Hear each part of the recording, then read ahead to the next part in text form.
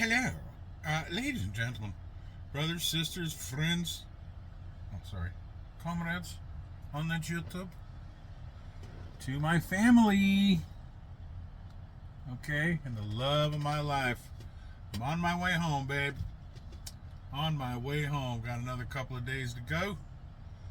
On a side note, wishing my sister-in-law the best. She had a pretty hard crash yesterday morning in the Chicagoland area, and icy roads and such, and some kid that didn't want to stay in the left turn line just decided he was going to go ahead and get out from behind those two folks that are in front of him and make a left right in front of my sister-in-law's Dodge Ram. That kid is going to remember that hit. I'm really glad that he didn't have anybody in the passenger seat to take to school with him, because they would not have walked away from that. I guarantee you, door intrusion, the entire front end of that Dodge Ram hit that door. All of it. And you can clearly see it. So she woke up thinking she was going to go to work today. I mean, she, little sore around the gills when she went to sleep last night. Took one step out of bed and went, oh, yeah, I don't think I'm going to work today. So she's banged up a little bit, but she's going to be fine, and that's all that matters. We can fix the truck. We can, blah, blah, blah, all the cliches that go along with a wreck. But she's all right. And all my favorite race car drivers say the third day is the worst. So I don't know. She may be out a little longer yet. You don't know. So anyway, that's that. Sis, hope you're going to be good. And glad you're okay, more than anything. So I got my load delivered at the Safeway distribution center. And as per the norm, I thought, it's a distribution center. It's a grocery distribution center. Those are the worst, I always thought. Oh, not this one. Not this one. No. As soon as I checked in at the guard shack, I had a door waiting for me. Check in at 301, back into 307. And I was like, right on, man. That's great. It's one thing to get a door, but it's another thing to get unloaded. I was in that door probably 15 minutes. And here they come with the forklift, bouncing in and out of this truck, and had me unloaded in about 30-40 minutes. You know what I mean? Had to wait on the paperwork a little bit, which, that's okay. I mean, my appointment was at 11 o'clock, and they had me unloaded by about 11:40, and I probably waited another 30 minutes for my paperwork. Wonderful. That's outstanding. Some of these folks like Capstone, they ought to, take a trip on down here to Tracy Safeway Distribution Center and find out what their operation's about. You know what I mean? And take that back to their next board meeting and start making some adjustments. They're the ones that take 4.5 hours to get a guy down the road. When this outfit here, and it was a lumper outfit. I mean, we paid the lumpers $315. Yeah. It's a bit of a racket, but it's part of the deal, man. When I was trucking back in the late 80s, the lumpers were standing on the dock waiting for you to pull up. You pull $20 out of your pocket for each one of those, and for each one of the lumpers, and that truck was unloaded in 20 minutes. Well, somebody figured out how to make a business out of it and charge a whole lot more to unload trucks. It ain't like back in the late 80s where you could just pull a 20 spot out of your pocket and get that truck unloaded. No, those days are long gone. So yeah, there's some other lumper folks that should come down here and take notes and bring it back to the powers that be and make some adjustments.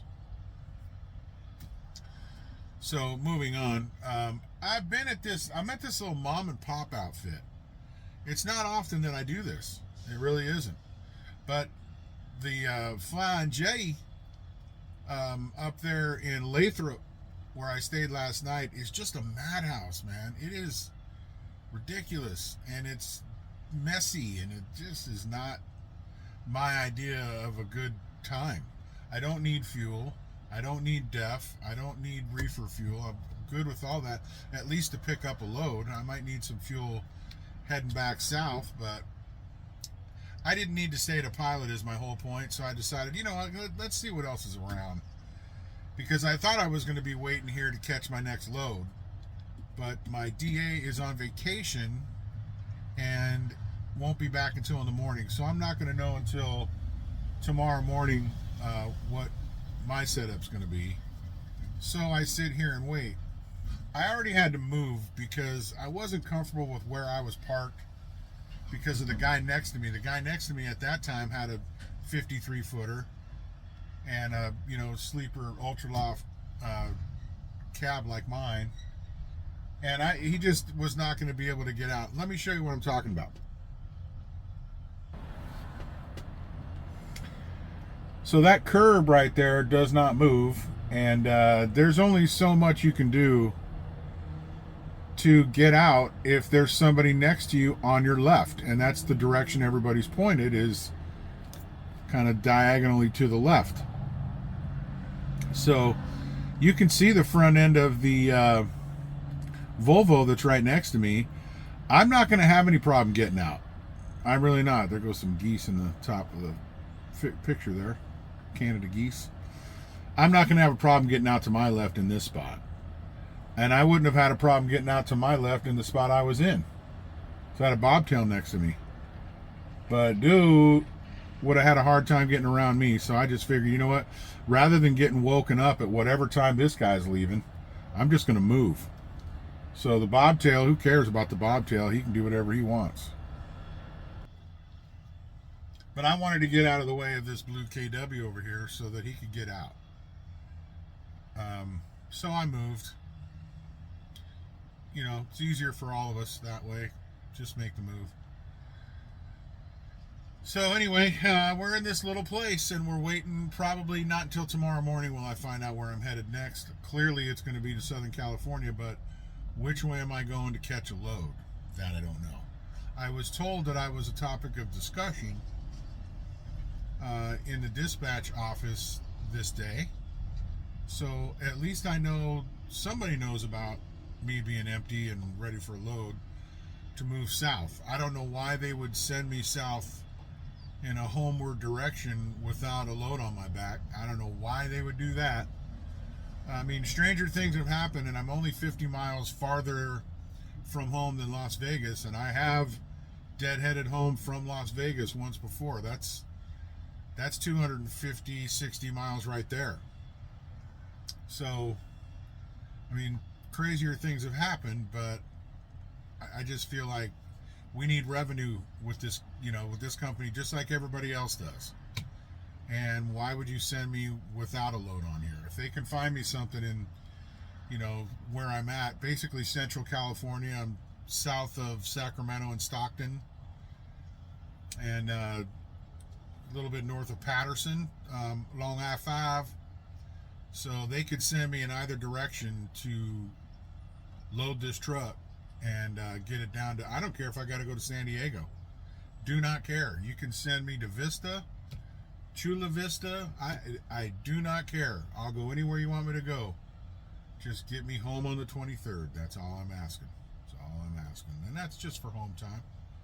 That's not holiday time. We had that discussion already. So I did have to have that discussion with the dispatcher that answered the phone, who was also my dispatcher when I was in training. So I haven't spoken to her in a long time, but we do have a rapport, which is great. So I wanted to make sure to clarify the difference between holiday time and home time. Sorry that the biggest holiday of the year falls in that home time space. I had the same problem with the 4th of July. The last guy that was my dispatcher, he was like, he had me booked out on the 3rd, which was only like 3 days into my 5-day home time. I said, no, no, no, no. No, sir. This ain't happening. 21 to 24 days out, I get 5 days home. Sorry about the 4th. I don't care about that. I'm not worried about the holiday. I'm worried about my home time with my family that I don't always get to have because I'm on the road. So I think it's fair, and that's one of the things that Leonard's Express is really, really good about. But I had to keep the guy straight just to make sure I got what was owed me. So that's how that worked out. And it was no problem. Oh, yeah, okay, cool. All right, I'll send you out on the 6th. Yes, sir. That's what I thought you said. Dude. So anyway, that's the story we're sticking to. Tracy, California. I'm a constant 8 at this place. I'm just, it's a small place. I don't know what the crime rate is in Tracy, but I'm assuming it's high. And not for any other reason than just being careful and keeping my head swiveling and making sure that, I'm watching my back, just because I don't know what's going on around here. So it seems like a decent place, but you know what? I don't trust anybody. Not today.